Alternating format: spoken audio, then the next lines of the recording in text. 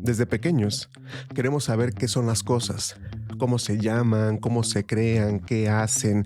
Se trata de las preguntas más elementales que nos podemos plantear en cuanto comenzamos a pensar en lo que, pues de alguna manera nos rodea, en donde estamos puestos, en donde hemos vivido. ¿Alguna vez te has preguntado, por ejemplo, por qué vivimos?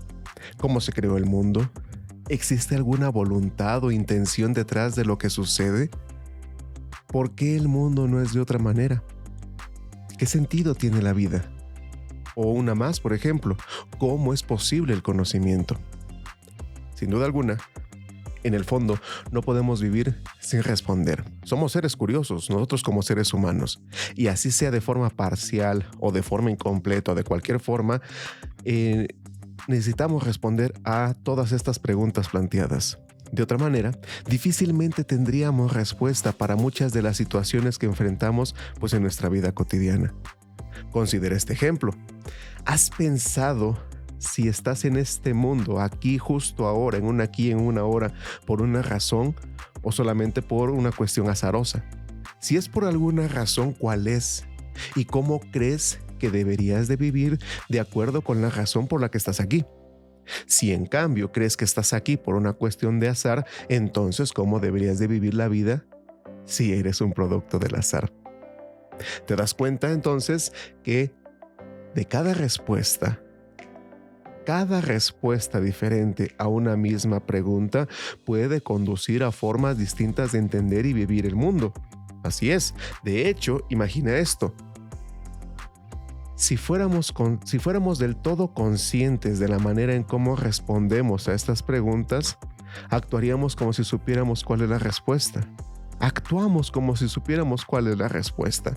En estas circunstancias, entonces, radica la importancia de formularnos estas interrogantes para saber con claridad, pues, cuáles son las respuestas que realmente nos convencen y así conducir pues la manera en la que vivimos y el modo mediante el cual nos desenvolvemos, pero ahora con plena conciencia de ello. De hecho, esas preguntas no son nuevas, han sido planteadas por los seres humanos prácticamente en todas las culturas y fueron o han sido respondidas bajo creencias diferentes y formas distintas de vivir, bajo distintas cosmovisiones, bajo distintos modos de ser, de pensar, de vivir, aún en la actualidad. Y, pues como ya te habrás dado cuenta, no todos tenemos las mismas respuestas a estas cuestiones y tales diferencias pues son un motor para poder seguir pensando en ellas. Todas estas preguntas son preguntas a las que les llamamos preguntas fundamentales. Son aquellas que ocupan el lugar más importante en la filosofía, una disciplina que intenta mediante herramientas y métodos de reflexión específicos darles una respuesta, o mejor dicho, pues buscar la verdad en ellas. Bienvenidos todos a este punto, este nuevo video de Aistesis. Mi nombre es Jesús Méndez, como ya saben, y el día de hoy vamos a estar planteando un tema que a mí en lo particular se me hace muy padre, que es el pensamiento prefilosófico. Vamos a entender distintos temas, entre ellos mito, magia y religión. Así que vamos para allá.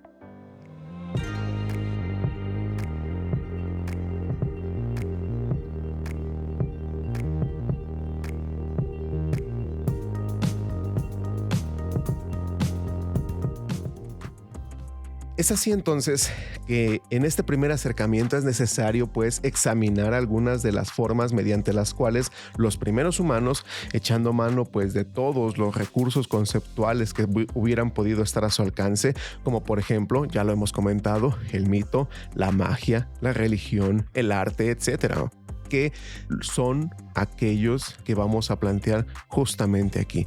Intentaron encontrar una solución a todas esas inquietudes que ellos se encontraban, ante las que ellos estaban pues desnudos en un mundo, en una intemperie allá afuera. Por eso, antes de avanzar, resulta necesario detenerse a examinar qué diferencia existe entre todas estas formas de pensar. Pensemos en lo siguiente: ¿todas son igualmente válidas? ¿Algunas de ellas son propias de alguna etapa en la historia de la humanidad? ¿O acaso será posible que solo una de ellas sea el camino de la verdad? ¿Cuál es la que mejor expresa cómo concebimos el universo? En realidad, la reflexión del conocimiento humano no tiene una sola forma o expresión. A lo largo de la historia misma de la humanidad y de la existencia humana, pues ambos han desarrollado de manera distinta. No importa qué tipo de conocimiento, pero se ha desarrollado de forma distinta, por medios de instrumentos reflexivos y lenguajes distintos. Y como exploraremos aquí en este video, pues no son excluyentes, sino que constituyen formas acumulativas de expresar y probablemente, pues, la misma verdad de todo el universo, entendiendo este universo como un cosmos, como un orden, pues. Entonces, ¿qué les parece si nos detenemos precisamente para hablar ahora de mito, de magia y de religión? Los primeros humanos que formularon sus pensamientos mediante palabras sintieron la necesidad de explicar el origen de todo cuanto existía. Entonces, pues comenzaron a contar las historias que en la actualidad conocemos como mitos. Un mito, si lo pensamos bien, es un relato de algún acontecimiento sucedido durante lo que se considera un tiempo primigenio, entendiendo esta idea de primigenio como cierta relación con el origen o el principio de una cosa. Algo que es primitivo es entonces pues originario, lo primero, el principio. Los relatos míticos entonces son narraciones que, a pesar de sus características fantásticas, expresan pensamientos, expresan ideas que corresponden a preocupaciones reales de los individuos que las cuentan. Son cuestiones reales, contadas fantásticamente, sí, pero reales. Si reflexionamos entonces acerca de diversos mitos que podamos haber escuchado o haber leído o que nos hayan platicado, pues nos daremos cuenta que, aunque se refieren a criaturas y a personajes y lugares que jamás han sido vistos, de alguna manera, todos ellos intentan, insisto, de alguna forma, responder preguntas muy básicas y también muy fundamentales. Por ejemplo, cómo se conjuntaron los elementos que permitieron la aparición del mundo. ¿Por qué es que se produce el amanecer? ¿Cómo era todo antes de que el todo existiera? ¿Quiénes son los responsables de la creación misma y del origen de todo? Es pues en este sentido que el pensamiento prefilosófico de todas estas civilizaciones antiguas intentó dar explicaciones a distintos sucesos mediante relatos que pues representaban el mundo, y un mundo dominado por dioses. Dioses que encarnaban las fuerzas naturales. Estos relatos imaginaban seres mágicos y divinidades superiores que podrían aparecer o desaparecer los objetos o elementos de la naturaleza a su antojo, así como producir el día y la noche, ocasionar relámpagos o permitir que las corrientes de los ríos fluyeran hacia donde se les antojara. Es por ello que entonces los relatos míticos, sin embargo, pues no eran meras historias o cuentos. Desde el principio estaban asociados a un pensamiento mágico y religioso, por lo cual adquirieron mayor fuerza y mayor relevancia. En ellos no solo tener el poder de algunos dioses o fuerzas superiores que crearon el mundo y que gobernaban a la naturaleza, sino que al estar firmemente atados a un pensamiento mágico, eran asociados por los humanos con aquello que experimentaban. Y con aquello que experimentaban pues cada día, al diario, en su contacto con la naturaleza, con una realidad que estaba ahí para ellos. El pensamiento mágico, por otro lado, está formado por un grupo de creencias que no pueden demostrarse, pero son proyecciones de rasgos de la psicología humana. Una psicología humana y rasgos acerca del mundo. Cuando pensamos mágicamente, creemos, por ejemplo, que cuando ocurre algo en la naturaleza es producto de intenciones de determinados dioses, de su estado de ánimo, por ejemplo, de sus disputas, como si la naturaleza se comportara de modo muy parecido a la manera en que los propios humanos lo hacemos.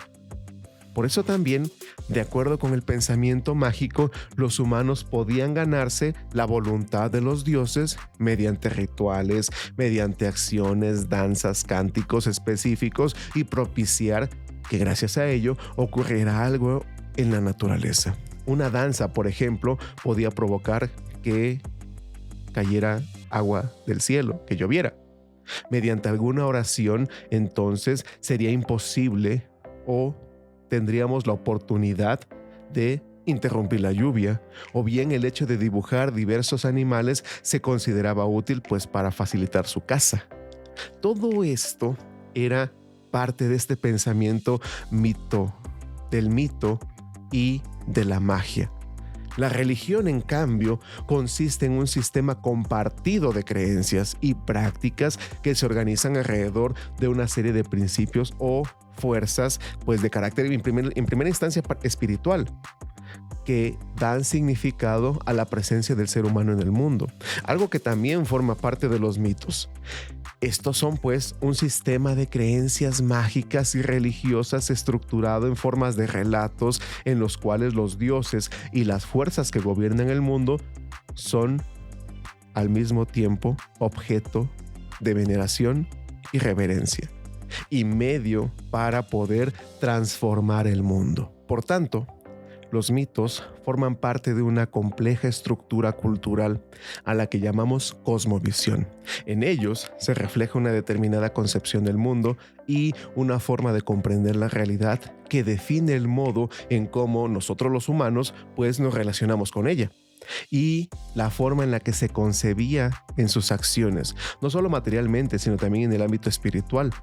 En muchos sentidos, pues, los mitos son una expresión mediante la cual las primeras culturas expresaban pues su visión del mundo. Como hemos podido identificar entonces por medio de la lectura de muchos mitos, de historias, de elementos religiosos, de todas las culturas antiguas, en todas estas historias que nos han contado o que hemos leído, si los analizamos, podemos identificar sus diferencias y también sus semejanzas. Por ejemplo, diferencias en el modo de comprender el mundo, de expresar cuáles son sus elementos primordiales y fundamentales, es decir, cuál es el principal o esencial elemento que se encuentra en el primer orden, de tal manera que se puede mostrar las relaciones entre los dioses. Semejanzas, por otro lado, en la forma de relato, en su trasfondo religioso. ¿Cuál es esa situación o intención que se encuentra tras la apariencia externa y visible de una acción o situación?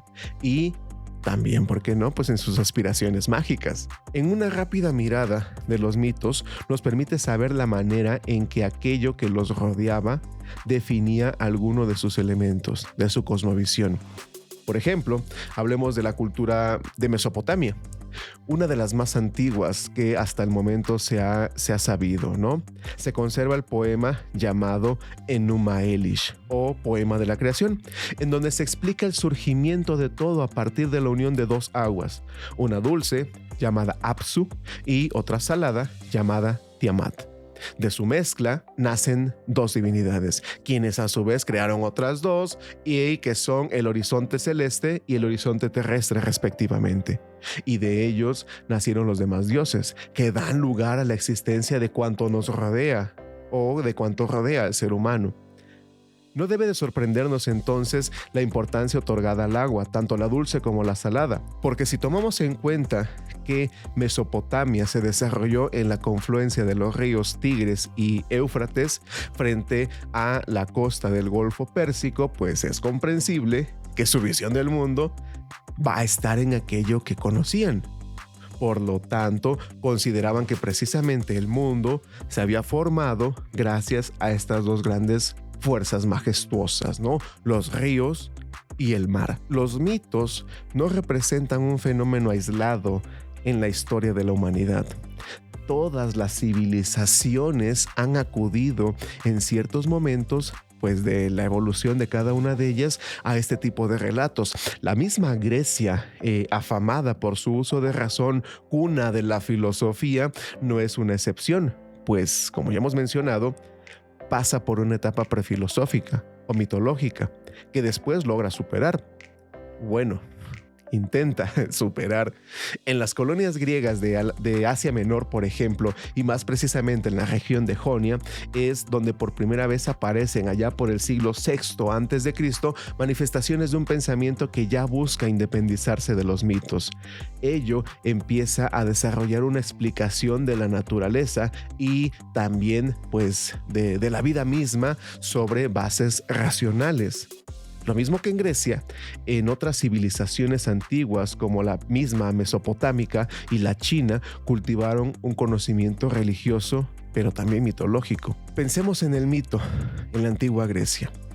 Cuando nosotros estudiamos a los griegos, los creadores de la filosofía occidental tal cual como la conocemos hoy en día aquí en esta parte del mundo, no podemos prescindir de su pensamiento mítico que floreció pues en los albores mismos de su cultura.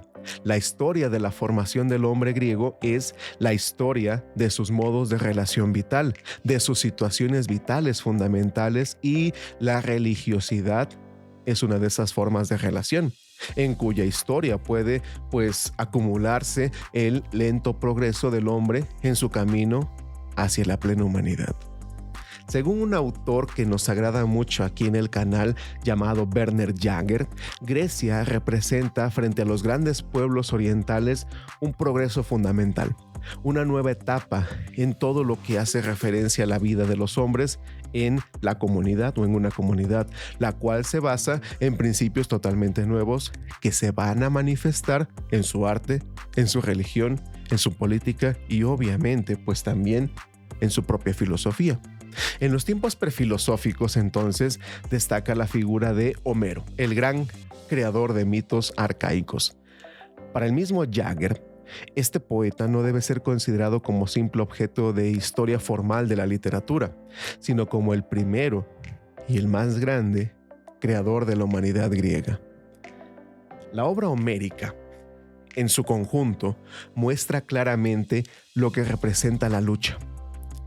Esta prodigiosa lucha de muchos héroes inmortales, de la más alta arete, la virtud, pero no solo la arete o virtud de los griegos, sino también de sus enemigos, que también son unos héroes y que luchan por su patria y por sus ideales de libertad. Desde ese sentido, entonces, la concepción del mundo y del hombre, la filosofía, si podríamos decirlo de esa manera, de Homero, está contenida en sus dos grandes poemas, la Ilíada y la Odisea. La Ilíada, por ejemplo, trata de las guerras de Troya, mientras que la Odisea se refiere a los viajes del héroe llamado Ulises u Odiseo, y las peripecias, pues, que en las que se ve envuelto cuando decide retornar a su hogar, ¿no? Desde ese sentido, entonces, el mundo para Homero representa un orden y una armonía. La jerarquía de las fuerzas naturales corresponden al orden en el que están organizados los dioses. El Olimpo o morada de los dioses, por ejemplo, está formado por divinidades superiores e inferiores al mundo de Zeus, por ejemplo. Los dioses superiores no son engendrados, son eternos y son inmortales. Los inferiores, por el contrario, son engendrados, nacen pues, y son temporales. De aquí se deriva una dualidad de principios, lo eterno y lo temporal, lo que permanece y lo efímero, distinción que va a ser retomada por los filósofos griegos tan sensibles a este tipo de cambios. Para Homero, por ejemplo, el mundo viene siendo el desarrollo de fuerzas divinas que operan desde dentro y que producen la multiplicidad, el contraste y la variabilidad de los fenómenos. Por otro lado, el hombre se encuentra a merced del destino o moira y de la caprichosa voluntad de los dioses. El destino o moira, como decíamos, cuyos designios inexorables cobran expresiones en las parcas o divinidades infernales que la noche engendró por sí misma, presidían el nacimiento y la vida del hombre. Estas entidades eran tres.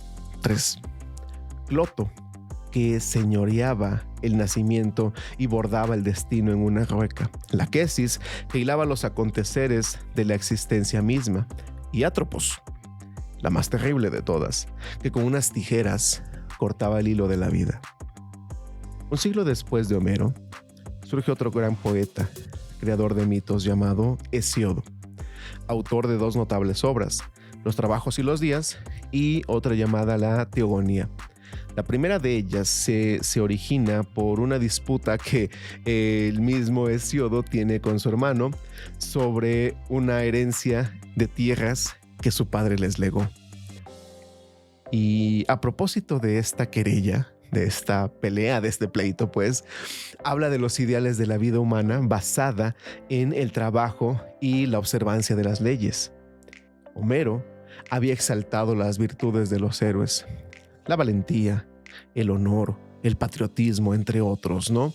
En cambio, Hesíodo enaltece el trabajo, lo que se llama en griego ergón, el esfuerzo para someter la naturaleza y arrancarle sus preciados frutos, decía Hesíodo, ¿no? Para Hesíodo, el mundo humano debe estar basado en leyes y en la justicia, y es, por tanto, diferente al mundo animal, que está exento de estos valores.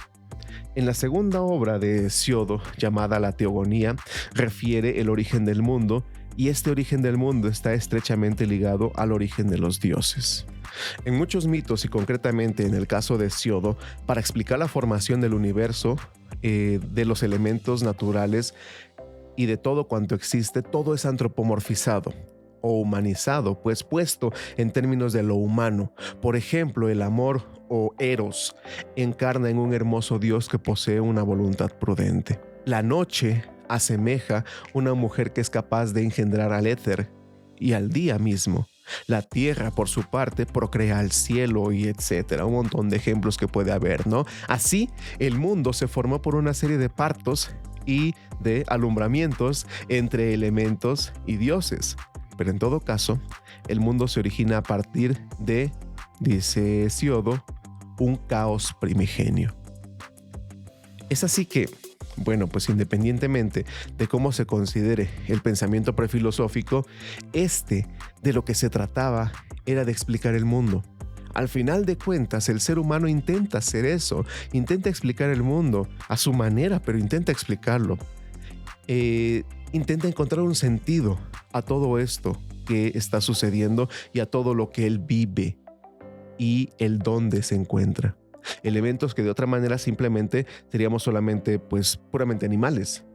Esa es la gran diferencia entre un ser humano y un animal racional.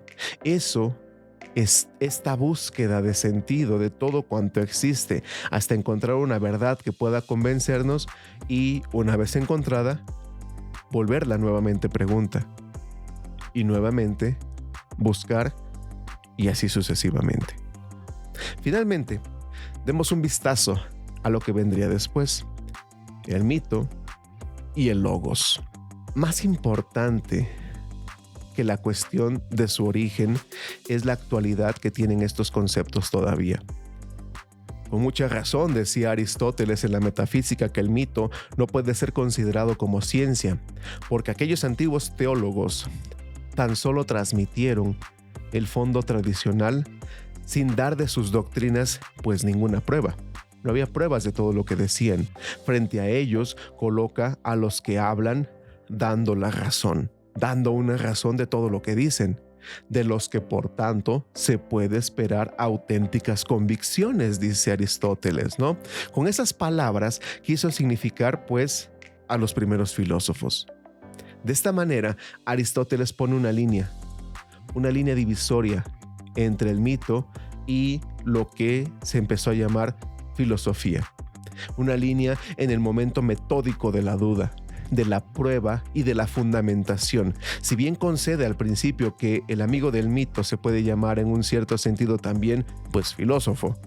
En oposición al mito, la filosofía es algo en verdad nuevo. No se vive siendo incrédula de un patrimonio espiritual de la comunidad, sino que el individuo, a solas, en la libertad de su madurez mental, reelabora, examinando y probando por sí mismo lo que se ha de pensar y tener por verdadero. Desde este punto, entonces, no hay que desconocer, sin embargo, que el mundo de problemas del mito, lo mismo que sus intuiciones conceptuales que han surgido en un periodo lejano, en un periodo oscuro y acrítico, pues continúa viviendo en el lenguaje conceptual filosófico. sigue presente. Platón es un gran ejemplo de ello.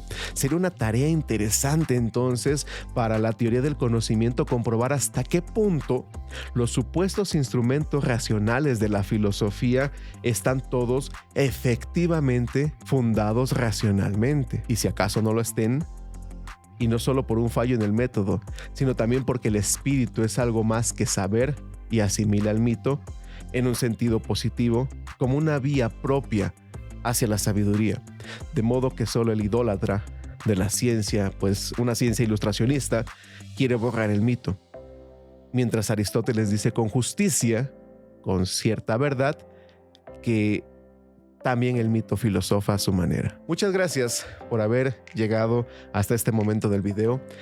Quiero agradecer su visita, su escucha y pues principalmente por estar aquí presentes, ¿no? Mi nombre, como lo comenté, es Jesús Méndez. Esto es Aistesis y nos vemos en el próximo video. Por favor, no olvides regalarnos un like, suscribirte al canal y dar clic en la campanita para que te lleguen notificaciones cuando haya contenido nuevo. Saludos y nos vemos en la próxima. Hasta pronto.